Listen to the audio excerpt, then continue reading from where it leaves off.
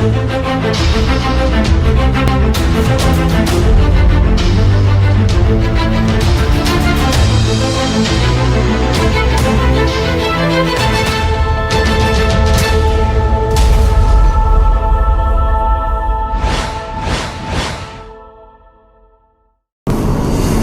엔진 얘기는 이제 차후 밝혀지는 어떤 사안들을 통해서 또 우리가 유의주시해서 관찰해 보도록 하고요. 뭐 개인적으로 잘 해결됐으면 하는 바람입니다. 네. 뭐 세 분, 뭐 두 분도 또 그런 생각이실 것 같은데, 지금 우리나라가 당면에 있는 문제들이 산적해 있는 문제점이 너무 많습니다. 그래서 현대도 25년 엔진 역사로 놓고 보면은 정말 기적과 같은 성과를 지금 거두고 있는 거고. 그러니까요. 예. 이 직분사 엔진의 문제에 잘 대응을 해서 크게 잡음 없이 우리나라의 어떤 자동차 제조사의 어떤 기술력이 건재하다. 뭐 이걸 좀 보여줄 수 있는 방향으로 해결이 됐으면 하는 바람입니다. 연비 얘기를 좀 해볼까요? 연비는 어떻다고 보십니까? 지금 찍혀있는 게 9.6인데요. 방금 그 와인딩 하고 나서 그 적산된 연비인 거죠, 저게? 그럴 겁니다. 네. 네. 아침에 봤을 때가 한 8 정도 됐던 것 같은데요. 네. 정확히 기억이 정확치 않은데, 하여튼 제 느낌에 짧은 거리 시내 출퇴근만 할 때, 그때는 한 7에서 8 정도 되는 것 같아요. 7에서 8이요? 네. 그리고, 80km 정도, 올림픽대로나 이런 데서 정속 주행을 할 때는 20을 훌쩍 넘어가요. 네. 뭐 직분사 엔진은 이 디젤 안진. 정속 주행에서 희망연소를 하게 돼 있으니까.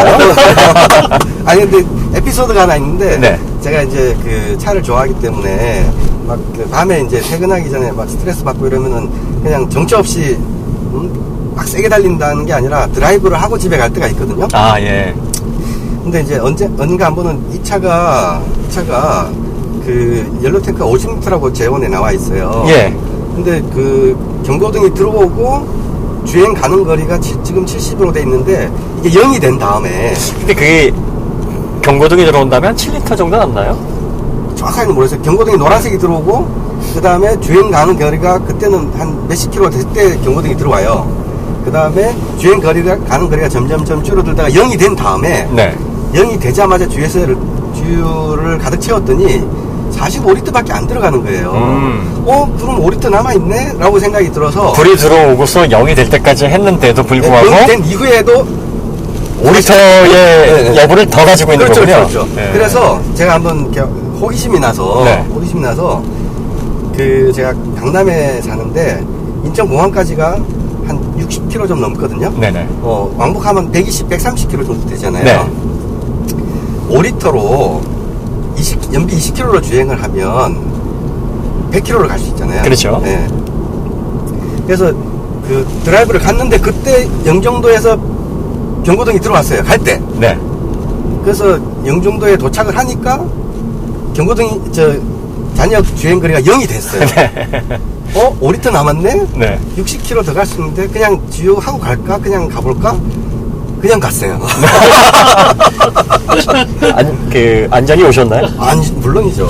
아니, 100km로 달리니까, 딱 계기판 속도로 100km로 달리니까, 주행 가는 거리가, 연비가 거의 20으로 뜨더라고요. 네. 그럼 5리터면 100km로 갈 수 있으니까, 거기 영종도에서 강남에 오고서도 40km를 더 갈 수가 있는 거잖아요.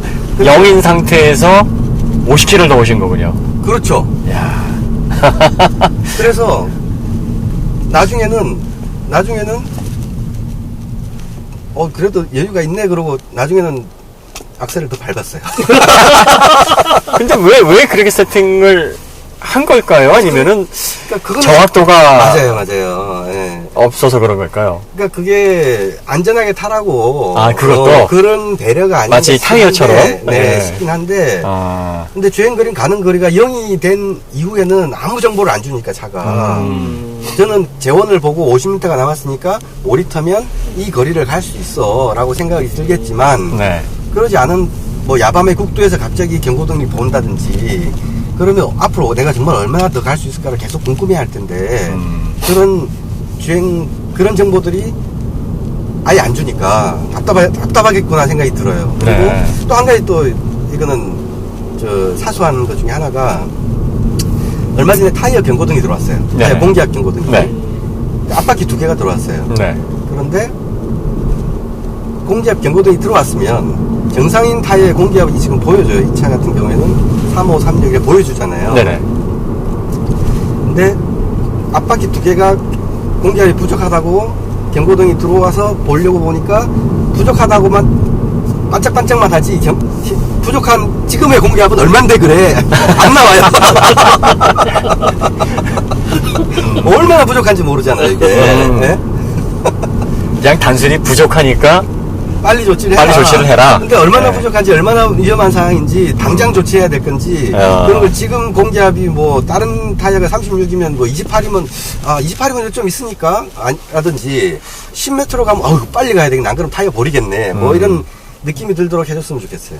그게 예. 약간 이렇게 사소한 것들의 배려가 못 미친 것 중에 하나인 것 같아요. 네, 어떻게 보면 나쁜 남자 컨셉인가요?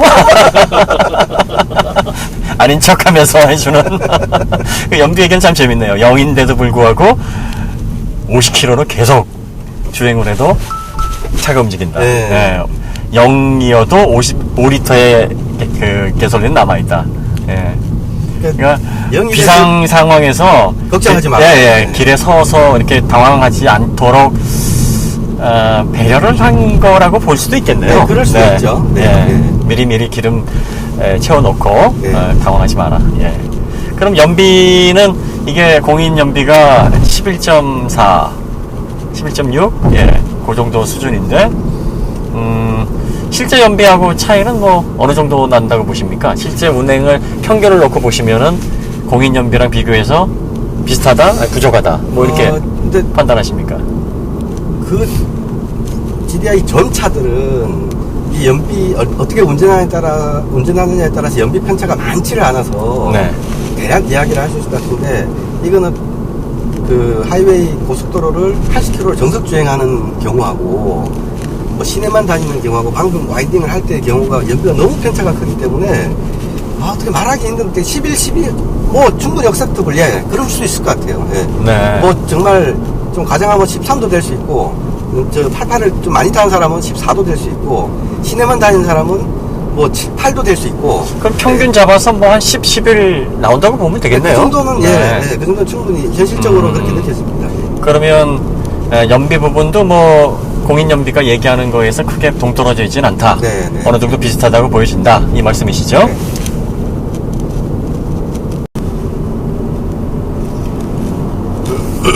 네, 이 차에는 그 트윈 스로틀 방식 터보차저, 일본 IHI사의 터보차저가 장착이 되어 있습니다. 과급 차량에서 가장 문제가 되는 것이 터보렉인데요. 저회전 구간이나 뭐 냉간시 터보렉이 문제인데, 아반떼 스포츠 터보 엔진의 터보렉 어떻다고 보십니까? 일상적인 생활에서는 크게 부담이 없었던 것 같고요. 특히나 이 차는 수동이기 때문에 뭐 내가 필요한 RPM으로 기아로 이제 운전하면 되니까 거기에 대한 답답한 건 없었던 것 같은데 약간 스포츠 주행을 한다든지 이럴 때 네. 이렇게 브레이크를 밟고 기어를 낮추기 위해서 RPM을 맞춰줘야 되니까 그 흔히 말하는 이제 힐앤토라는 걸 하잖아요. 그렇죠. 그리고 브레이크를 밟은 상태에서 악셀을 한번 퉁 쳐서 RPM을 살짝 올려줘야 되는데 네네. 내가 원하는 만큼 올리기 위해서 악셀을 얼마나 퉁 쳐줘야 돼, 어느 정도로 쳐줘야 되는지가 좀 불선명할 때가 있어요. 그 피드백이 항상 일정하지가 않다는 네, 말씀이시죠? 네, 네, 그게 그런 일정하지 않은 현상이 특히 어떤 영역에서 제일 두드러지는가요? 낮은 RPM에서 좀 심하고요. 네네. 조금 더 높은 RPM 가면은 좀 더 괜찮아지죠. 배기 부합이 이제 안정적이 되면 네. 조금 이제 그런 현상이 잦아드는군요. 그 다음에 네. 뭐 이제 3, 4, 5단 뭐 이런 때는 괜찮은데 그 3단에서 2단 내릴 때가 아마 기업이 차이가 좀 큰 것 같아요. 네. 그래서 RPM을 좀 많이 올려줘야 되는 것 같은데 그래서 그때 약간 저도 나름 이제 운전을 수동 운전을 많이 했는데 네네. 시렌토를 자주 쓰고 근데 약간 울컥거리게 운전할 때가 있어요. 저도 한 3단에서 2단 내릴 때. 네. 그 시렌토 하시면서 이렇게 페달 위치라든지 네. 뭐 불편한 어떤 그 조작감이라든지 이런 거 느끼시지 않으셨나요? 페달 위치는 저는 이 차에 대해서는 불만이에요. 예, 어떤 부분이 불만이십니까? 예를 들어서 이 차는 트윅스 옵션을 한 차이기 때문에 브레이크 호스가 달려 있어요. 브레이크 호스가 튜닝이 돼 있어요. 네네. 승용차, 일반 승용차는 이제 호스가 고무 재질로 돼 있는데 브레이크 호스, 튜닝 호스는 약간 플라스틱 재질이랄까? 하여튼 잘 이렇게 늘어나지 않는 재질로 페달 담력, 안정적인 담력을 그렇죠. 위해서요. 페달 위치가 네. 정해지는데 그러다 보니 이 일반 노말 차보다는 브레이크 페달이 약간 올라오는 것 같아요. 아, 그렇군요. 그러니까 악셀 페달은 쑥 들어가 있고 브레이크 페달은 위에 올라와 있고 그러니까 높이가 안 맞는 높이가 안 맞는 예. 시렌토하기가 되게 불편했어요 처음에는. 네네. 그래서 원래 달려있던 브레이크 페달의 고무를 떼버리고 그래서 높이를 맞췄어요. 그러셨군요. 그러니까 이제 TX 옵션을 적용하면서 그 부분까지는 고려를 못한 그렇죠. 거군요. 그랬던 것 같아요. 예. 그리고 또 한 가지 페달에 대해 불만인 게 클러치 페달이 가볍고 좋아요. 네. 가벼운 건 해보니까 굉장히 가볍고 좋네요. 가벼운 건 좋은데 피로감이 좀 덜하다는 느낌이 듭니다. 가볍게 하기 위해서 아마 스트로크를 느린 것 같아요. 예, 약간 깊이 들어가는 크러치를 느낌이 좀 있어요. 왼발을 예. 깊이 밟아야 돼요. 네, 맞습니다. 그래서 그게 불편해요. 조금 스트로크를 줄여서 힘을 좀 더 쓰게 하더라도 이 브레이크 위치, 악셀 위치, 클러치 페달이 힘 받는 위치가 딱 서로 비슷해야 차를 이제 조절을 컨트롤하기가 좋은데 그렇죠. 좀 약간 불편한 게 있어요. 네. 그러면 이제 그런 부분에서 좀 세심함이 좀 부족해 보인다. 네.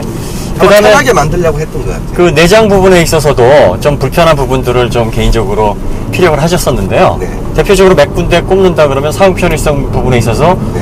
좀 고려가 덜 됐다 하는 부분. 네. 어떤 부분이 있을까요? 제가 평소에 쓰면서 제일 불만이 시동을 끈 상태에서 운전석 문을 열기만 하면 신경질적으로 경고음이 삥삥삥 울려요. 네. 뭐 트렁크에 짐을 잠깐 꺼내러 간다든지 아니면 문을 열고 잠깐 뭘 한다든지 그럴 때 정말 짜증이 나요. 일본 차, 뭐 토요타 차도 대체적으로 그렇지 않던가요? 그렇지 않았던 것 같은데. 네. 네, 그리고 또 다른 어떤 부분 있으셨나요? 그리고 좀 잡다한 것들이에요. 뭐 제가 지금 이거 테이프로 막아버렸는데 조수석에 사람이 안 타면 조수석 에어백 경고등이 노란 경고등이 굉장히 밝아요. 이게 시야를 좀 방해를 네. 거슬리는 어떤 그 불빛으로. 네. 저 주유 경고등보다 한 2배는 밝아요. 지금 그 통풍구 그 몰딩 부분에도 테이핑을 하신 것 같은데. 네, 이거 제가 마스킹 테이프로 막아버렸어요. 그 은색으로 네네. 크롬인가 이걸 돼 있는데 이 백미러에 딱 반사되는 위치예요.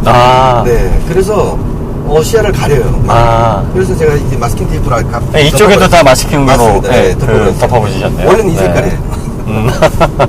예. 그 전반적인 내장재나 뭐 이런 어떤 그 버튼 구성 뭐 이런 것들은 좀 어떻다고 보십니까? 버튼 구성이나 내장재는 차 가격을 고려하면 네. 충분히 억셉트블 한 것 같아요. 그래 이 정도면 됐지라는 생각이 들어요. 네. 근데 고급차 조금 더 이제 고급차로 가게 되려면 조금 더 고급이 돼야 되지 않을까라는 생각은 들어요. 평상시 스포츠 주행을 많이 하시는 편이신데 브레이크 완성도는 어떻다고 보십니까? 고급차 브레이크는 좋아요. 네. 예를 들어서 네, 말씀하십시오.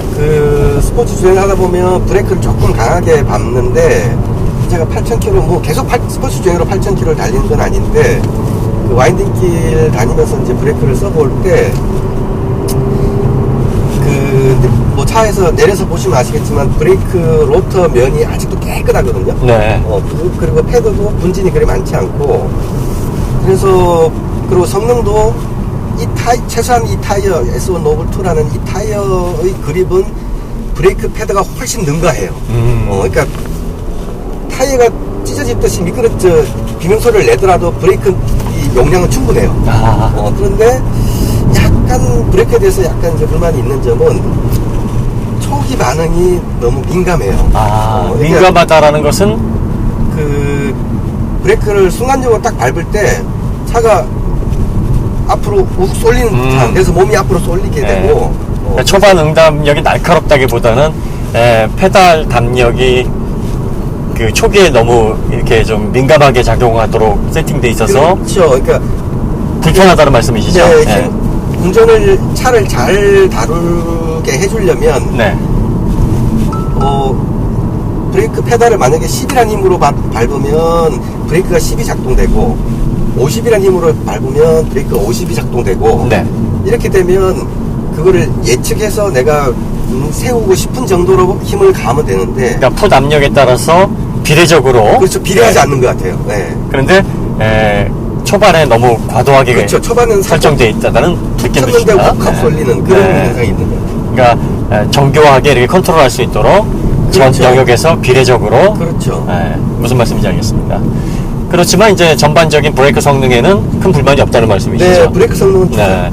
그 보통 현대 차에서 그 브레이크 성능 부분을 얘기하면서 이 디스크 열에 의한 그 열화에 대한 문제점을 지적하는 분들이 많은데요. 네. 그 부분에 대해서는 어떠신 것 같으세요? 저는 그 디스크 열화가 타이어가 그립이 높으면 높을수록 제동력을 많이 쓸 수 있으니까 네네. 그 로터도 더 큰 걸 써야 되고 곡 지질러 써야 그렇죠. 되는데 네. 최소한 이 차 같은 경우에는 제가 아직 이 차로 트랙에 들어가 보진 않았어요. 네. 근데 와인딩길에서 브레이크를 밟아보고 했을 때는 위화감이라든지 뭐 이 로터를 갉아먹겠다라든지 브레이크가 안 들을 수도 있겠다라든지 이런 느낌이 든 적은 한 번도 없어요. 그래서 일반적인 스포츠 주행에는 충분한 브레이크 용량이다. 제가 볼 때는 그렇습니다. 고회전 영역에서의 그 담력은 어떤가요? 고회전 영역에서는 좀 답답은 해요. 아주 옛날에는 터보차저를 출력을 향상시키기 위해서 이제 저희가 튜닝도 하고 막 그렇죠. 했는데 지금은 연비 향상 목적으로 많이 쓰기 때문에 네. 이제 작은 터보를 많이 쓰잖아요. AR 비율이 낮은 터보를 쓰죠. 네.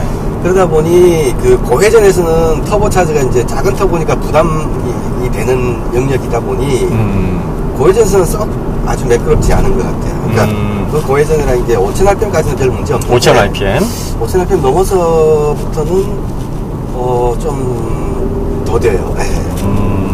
그렇군요. 최고 출력이 이제 6000rpm에서 뿜어져 나오는데 네. 고속 영역에서 6000rpm 근처에서의 출력도 좀 그렇게 답답하다는 느낌이 좀 드시나요? 답답하다는 게 아니라 네. 4000rpm에서 쭉 뻗어 나가는 그 맛이 5000, 6000까지 계속 쭉 안 뻗어 나가고 얘가 이제 힘을 쓸 만큼 썼구나라는 느낌이 좀 들어요. 네. 네, 무슨 말씀인지 알겠습니다. 예. 결과적으로는 이제 일상 영역에서의 사용하는 어떤 그 느낌으로는 뭐 크게 손색이 없는 그런 종류의 성능이다. 네. 신용 차이인 것 같아요. 네. 네. 과거에는 그 뭐 현대차를 가리켜서 뭐 뻥마력이네, 아니 뭐 가용 영역에서의 어떤 성능이 떨어지네 이런 얘기들을 좀 많이 해오지 않았습니까? 네. 물론 이 차가 이제 터보 차저를 통해서 과급을 이용해 실용 출력에서 좋은 결과를 내고 있는 그런 구조긴 하지만 그런 측면에서 보면은 이제 현대차의 엔진 기술력이 또 많이 향상됐다라고 평가를 할 수 있겠네요. 그렇다고 보여지는 게 제가 이제 얼마 전까지 그 도요타 86이라는 차를 운전을 했었는데 네네. 걔도 200마력 정도 되거든요. 네. 거의 비슷한. 얘도 200마력이고 네. 근데 걔는 그 터보차저가 아니라 NA 엔진이고 얘는 터보차저고 걔는 2000cc고 얘는 1600cc고 그래서 이제 서로 대등하게 비교를 하기가 좋은데 네. 출력으로 느껴지는 거는 3000에서 5000 중속의 RPM에서는 얘가 힘이 훨씬 센 게 느껴지고 네. 6000까지 가면서는 아무래도 86이 더 깔끔하게 운전을 할 수가 있어요. 네. 터보냐 아니냐의 차이 같아요. 아무래도 자연흡기에 오는 그 엔진의 즉답성이라든지 그렇죠. 고회전의 어떤 그 활발한 움직임 뭐 이런 것들에 대한 이점이 좀 있다는 말씀이시군요. 그래서 스포츠 드라이빙용으로는 86이 훨씬 얘보다 더 스포티하고 데일리 유즈용으로는 얘가 이 아반떼 스포츠가 더 나은 거는 같아요. 도요타 86은 한 3000, 4000rpm에서는 힘이 없어요. 근데 도요타 86 얘기가 나왔으니 생각나는 부분인데, 아까 우리가 그 직분사 엔진의 그 흡기 밸브 쪽에 카본 축적되는 문제를 얘기를 했었지 않습니까? 네. 도요타 86도 이제 직분사 엔진인데, 네. 도요타 86의 그 인젝터 로직이 듀얼 분사 방식이에요. 네. 그래서 포트 분사 방식과 직분사 방식을 동시에 갖추고 있어요. 그래서 원래 이 기술은 그 렉서스 GS450H에 먼저 2005년도에 적용이 됐던 건데, 네. 도요타가 왜 이렇게 듀얼 분사 로직을 운영을 하는지 정확하게 그 배경이라든지 이유를 설명을 하진 않아요. 근데 뭐 효율 문제인지 아니면은 직분사 엔진의 고질적인 어떤 그 카본 슬러지 집중 문제인지 정확하게 밝히고 있지는 않는데, 궁극적으로는 직분사 엔진의 카본 축적 문제, 흡기 밸브의 어떤 클리닝 문제를 해결할 수 있는 가장 좋은 방법이 그 듀얼 그 분사 방식이 아닌가. 그래서 이게 두 개가 들어감으로 인해서 얼마만큼 효율이 증대되는지, 또 출력에는 어떤 영향을 주는지 거기에 대한 데이터는 없습니다만, 어쨌든 흡기 밸브에 쌓이는 그런 찌꺼기 문제들은 포트 분사가 추가가 됨으로 인해서 일단은 해결될 것 같이 보이는 그런 구조예요. 그래서 도요타 86이 그런 면에서는 좀 특별한 그 구조를 갖고 있기도 하죠. 그러면 이제 우리가 뭐 전반적인 내용들을 이제 거의 다 얘기를 나눈 것 같은데, 이 차가 지금까지 4개월 정도 운행을 하시면서 전반적인 이 가격 대비 만족도에 대해서 최종적인 평가를 내리신다면 어떤 평가를 하고 싶으십니까? 차라는 게 어느 기준을 놓고 보느냐에 따라 다르잖아요. 이 차를 스포츠카로 놓고 보면 형편없고요. 형편없다는 말씀이 뭐 어떤 BMW 예. M3라든지 네. 포르쉐의 엔트리 모델인 뭐 까이맨이나 박스터라든지 뭐 이런 식의 어떤 달리기 위한 차와 비교를 하면 현차는 형편없죠. 뭐 사실 뭐 가격적으로 네. 비교가 될 만한 대상도 아니니까. 그러니까요. 대상이 예. 아니니까. 그래서 일단 그냥 승용차라고 놓고 얼마나 잘 달리느냐를 놓고 보면 2천만 원짜리 승용차로서 이렇게 잘 달리는 차 저는 발견하기 쉽지 않을 것 같아요. 그러면 비슷한 어떤 그 세그먼트의 성능을 갖추고 있는 독일 스포츠 세단하고 비교를 한다. 네. 예를 들면 물론 뭐 2천만 원대에 살 수 있는 독일 스포츠 세단이 없지만 가격적인 거를 조금 탄력적 있게 생각을 해서 3천만 원 중반, 4천만 원 초반대까지 비교를 해서, 어차피 그건 독일 모델에서도 또 엔트리니까 아반떼 스포츠랑 그 모델들 엔트리 독일 스포츠 세단하고 비교를 해보면 아반떼 스포츠의 어떤 종합적인 상품성이 어느 정도다 이렇게 보여지십니까? 골프 일반 모델하고는 충분히 경쟁력이 있을 것 같아요. 네. 뭐 파사트라든지 뭐 이런 모델들하고 비교를 하면 어떻습니까? 파사트는 솔직히 제가 운전을 안 해봤고요. 네. 골프가 워낙 이제 대표적인 모델이니까 골프 R이나 이런 고성능 차까지는 안 될 것 같은데, 제가 만약에 이제 그냥 골프 일반 모델도 이거보다 조금 비싸잖아요. 네네. 3천 초반 정도. 그렇죠. 아마. 네. 그걸 살 바에는 당연히 이걸 살 것 같고요. 근데 이거보다 얘를 좀 넘어서는 거를 만족도를 누리기 위해서는 1000 정도는 더 써야 되고, 한 1500 이상은 써야 되지 않겠나. 그러니까 수입으로 간다 그러면 이 정도의 어떤 상품성과 품질을 갖추고 있는, 동력 파워트레인의 만족도를 가지고 있는 차를 찾는다면 그 정도의 추가 지출을 해야 찾을 수 있다. 그렇죠. 이런 말씀이시죠? 이제 최소한 새 상품 상태에서는.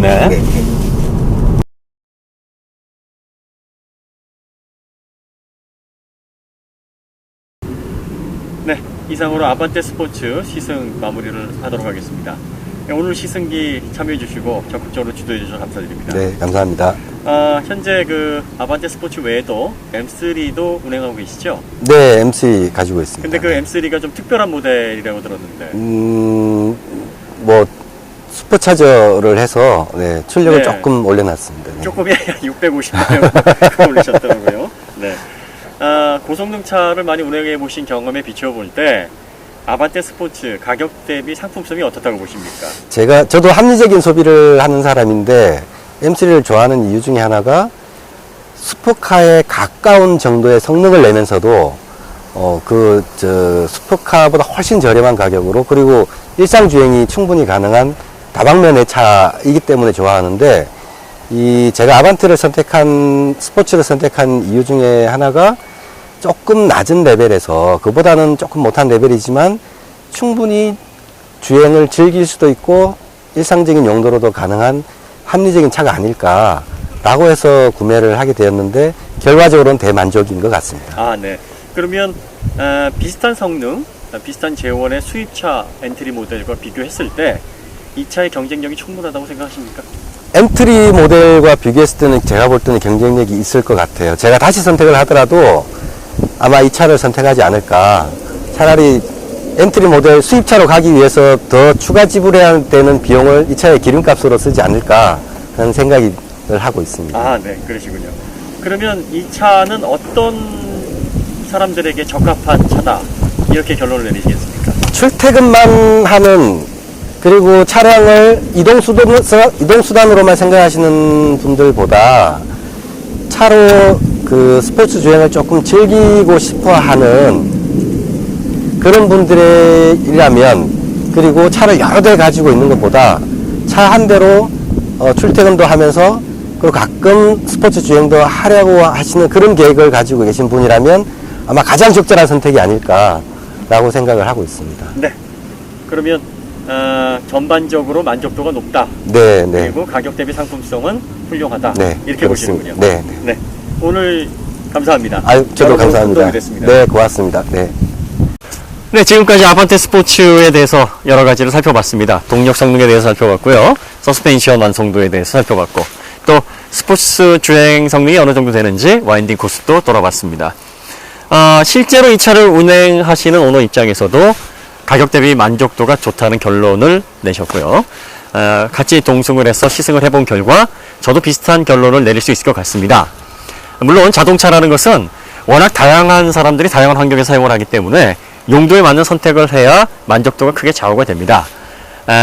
이 차는 데일리카로 이용을 하면서 스포츠 주행을 즐기기를 원하는, 그러면서도 합리적인 소비를 하고 싶어하는 소비자들에게 좋은 상품성을 제공하는 모델이라고 생각을 합니다. 그리고 수입차와 비교를 해서도 결코 떨어지지 않는 성능, 그리고 예전의 현대차의 어떤 서스펜션의 완성도와는 전혀 다른 차원의 주행 성능을 특징으로 합니다. 물론 현대에서 그 GDI 엔진과 관련된 잡음이 계속 일어나고 있기는 합니다만, 이 문제가 해결이 된다고 가정을 했을 때 지금까지 현대차가 선보인 차 중에서는 다방면으로 여러 용도 면에서 만족할 수 있는 상품성을 갖추고 있는 모델이 아닌가, 개인적으로도 그렇게 생각을 합니다. 물론 시승기라는 것이 온전히 주관적이고 또 단편적인 지식을 근거로 해서 제공이 되는 거기 때문에 소비자들이 뭐 이런 시승기를 보고서 이 차는 무조건 상품성이 좋구나, 이렇게 단정지어서 생각할 문제는 아닙니다. 관련된 여러 가지 정보들을 함께 찾아보시고 또 다양한 형태의 정보들, 시승기들, 또 텍스트 참고하셔서 과연 이 차가 나의 환경, 나의 어떤 취향, 또 운행 조건에 맞는지를 잘 비교 검토를 해보신 다음에 선택을 하신다면 아마 아반떼 스포츠든 뭐 그 외에 다른 모델이든 개인의 어떤 만족도를 높일 수 있는 선택의 기준이 되지 않을까 싶습니다. 이상 그 아반떼 스포츠 시승기는 마치도록 하고요. 저희는 다음 이 시간에 BMW가 새롭게 출시한 고성능 모델인 M2 시승기로 다시 찾아뵙도록 하겠습니다. 그럼 이상 시승기를 마치도록 하겠습니다. 감사합니다.